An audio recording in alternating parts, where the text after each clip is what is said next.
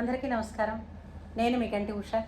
నా మిత్రులకి, శ్రేయోభిలాషులకి, సబ్స్క్రైబర్స్కి, నా వీడియోస్ చూస్తూ మంచి మంచి కామెంట్స్ చేస్తున్నటువంటి నా అభిమానులందరికీ కూడా కృతజ్ఞతలు, శుభాభినందనలు. మనకి తెగ వైరల్ అవుతున్న అంశం రెండున్నాయి ముఖ్యంగా.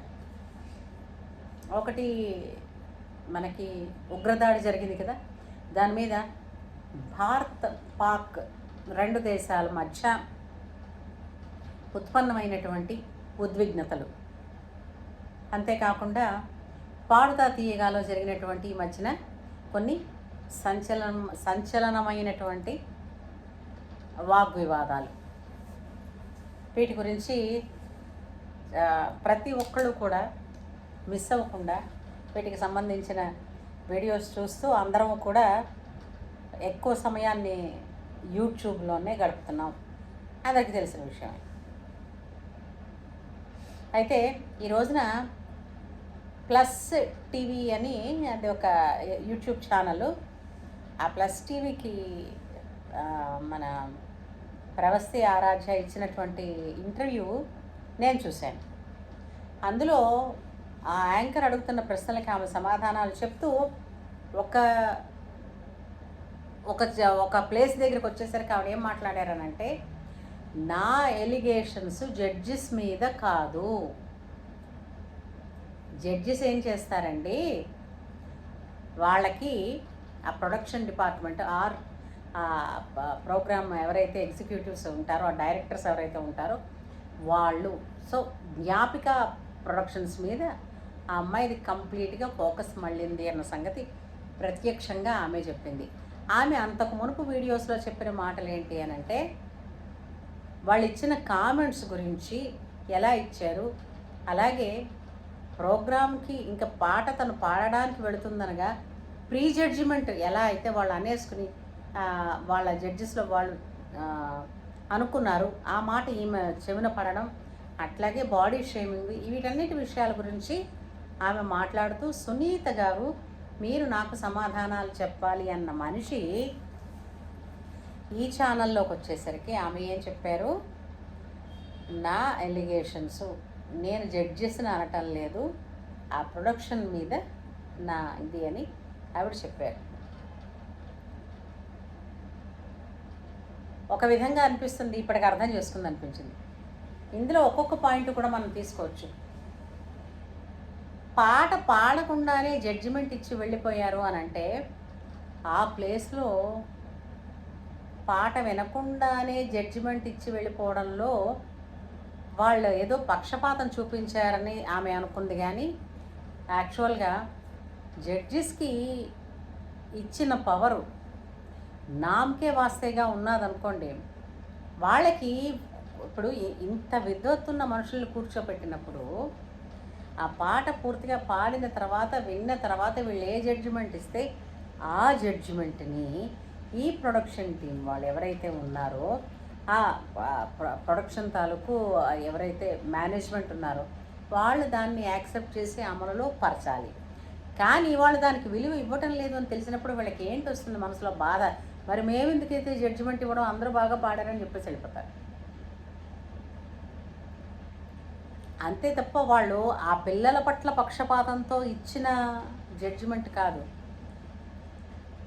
తమ హక్కుని కూడా వాళ్ళు నామకే వాస్తే కింద చేసేసి, ఒక న్యాయ నిర్ణేత హక్కుని వాళ్ళు తీసుకుంటున్నందుకు ఆ వచ్చిన కోపం వల్ల మరి ఇప్పుడు పాట పాడి పూర్తిగా విని జడ్జిమెంట్ ఇవ్వాలి ఒకటి, వినకపోయినా జడ్జిమెంట్ ఇచ్చేసి. ఎందుకనంటే జడ్జిమెంట్ అంతా మేనేజ్ చేస్తున్నది వాళ్ళే కదా.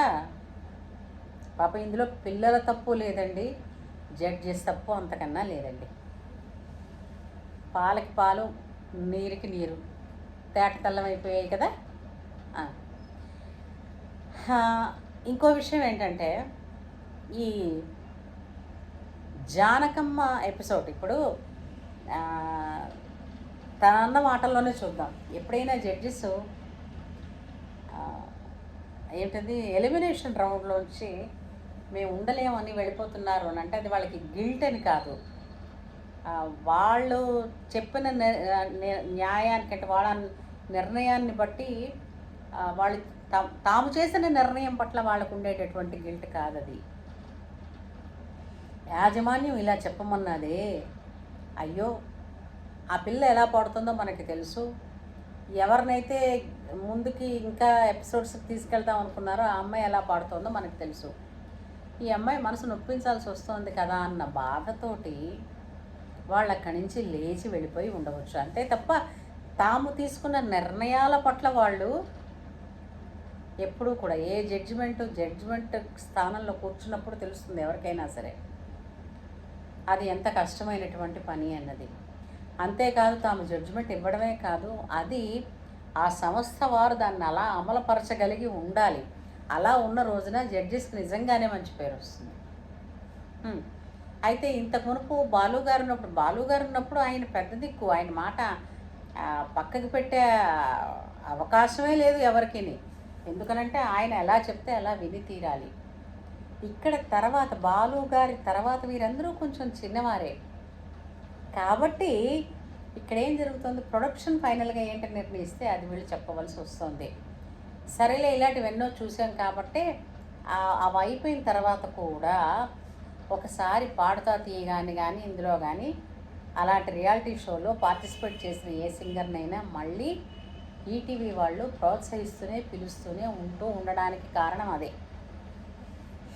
అయితే ఈ జానకమ్మ ఎపిసోడ్ అనేది ఇవాళ కాస్త చూసినప్పుడు నాకు అందులో ఇంకొక కంటెస్టెంట్ ఉన్నారు, హర్షిత అనే అమ్మాయి. ఆమె ఈ రోజున అందమైన లోకమని రంగురంగులు ఉంటాయిలేనని పాట పాడారు. ఈరోజు పాడారని కాదు, ఆ ఎపిసోడ్ నేను ఈరోజు చూశాను. పాడినప్పుడు నాకు ఆ అమ్మాయి పాడిన పాటకి, అమ్మ ప్రవస్తి, నీకు ఇచ్చిన అంటే నువ్వు పాడే పాటకి నీకు ఇచ్చిన కాస్ట్యూమ్కి సంబంధం లేదండి, అలా ఎవరైనా ఇస్తారా అన్నావు. పాపం కరెక్ట్. ఇక్కడ ఇవాళ ఆ అమ్మాయి పాడింది చూసావా, అందమైన లోకమని రంగురంగులు ఉంటాయని. ఆ అమ్మాయి పాడిన పాటకి ఆ అమ్మాయికి ఇచ్చిన కాస్ట్యూమ్స్కి ఏమైనా సంబంధం ఉందా? కాబట్టి వాళ్ళు ప్రత్యేకించి నిన్నే టార్గెట్ చేశారన్నది అనుకోవడానికి లేదు. వాళ్ళు ఆల్రెడీ కొంతమందిని ముందుగానే ఫిక్స్ అయిపోతారు. కాకపోతే మిగిలిన వాళ్ళని కూడా కలిపితేనే కానీ పోటీ అనిపించుకోదు కాబట్టి పిలుస్తూ ఉంటారు. ఎప్పుడైనా సరే ఇలాంటివి రియాలిటీ షోస్లో జరుగుతూనే ఉంటాయి. అండ్ చాలా థ్యాంక్స్ జడ్జెస్ మీద కాదు,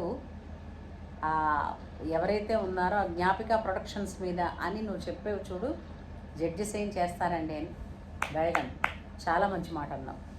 ఎందుకంటే ఏ జడ్జి కూడా జడ్జిమెంట్ అన్న మాట దగ్గరికి వచ్చేసరికి ఆ న్యాయ నిర్ణేత స్థానంలో కూర్చోవడానికే వాళ్ళు ఎంతో సందిగ్ధపడతారు. ఒక్కసారి కూర్చున్నాక 100% న్యాయం చేద్దామని వాళ్ళు ప్రయత్నిస్తారు. కాకపోతే ఆ ప్రొడక్షన్ వాళ్ళు కానీ ఆ మేనేజ్మెంట్ వాళ్ళు కానీ ఆ ఇచ్చిన తీర్పుని అమలు పరచగలిగి ఉండాలి, అంతే. అయితే ఒకటి చెప్పావు కదా, పాటని విడిచిపెట్టి, పాట అంటే ఇష్టం ఉన్నవాళ్ళు, పాటల్లో ఉన్నవాళ్ళు, పాటల వల్ల పేరు తెచ్చుకున్న వాళ్ళు పాటను విడిచిపెట్టి ఉండలేమమ్మా. అయితే నీకెప్పుడు సపోర్ట్ ఉన్నవాళ్ళు ఉన్నారు. గీతామాధులు కూడా మనం మాట్లాడింది కదా, నీకు ఎప్పుడు సపోర్ట్ ఉన్నామని. అంచేత ఇక అయిందేదో అయిపోయింది, ఇంకా దాన్ని విడిచిపెట్టేసి ప్రశాంతంగా మనసును ఉంచుకుని భవిష్యత్తు మీద బోల్డ్ అంత బంగారం ఫ్యూచర్ ఉంది కాబట్టి భవిష్యత్తు మీద ఆశని కోల్పోకుండా ముందుకు సాగు. భవిష్యత్ అంతా నీది. ఎన్నో నీ బోల్ బేబీ బోల్ కూడా చూశాను నేను. అండ్ చాలా ఎక్సలెంట్గా నువ్వు చాలా ముద్దుగా మాట్లాడతావు, చాలా పద్ధతిగా ఉంటావు. ఎక్కడా కూడా ఇన్ని ఇంటర్వ్యూస్ ఇచ్చావు, ఏ ఇంటర్వ్యూలోనూ కూడా నువ్వు ఎమోషనల్ అయిన సీన్ ఎక్కడా లేదు. చాలా బ్యాలెన్స్డ్గా ఉంటావు. కాబట్టి దీన్ని కూడా ఇక్కడితో చాలు, క్షమించేసి ముందుకు సాగిపో. గాడ్ బ్లెస్ యూ తల్లి. నీకు మంచి ఫ్యూచర్ ఉంటుంది, మంచి మంచి అవకాశాలు నీకు రావాలని. ఇక్కడితో పాటల అధ్యాయం ముగిసిందని కాదు, ఇక్కడి నుంచి మొదలవుతుంది అసలైన పాటల ప్రస్థానం అని అనుకుంటూ ఆశిస్తూ నీకు అమ్మగారికి కూడా శుభాభినందనలు తెలుపుతూ ఉంటాను.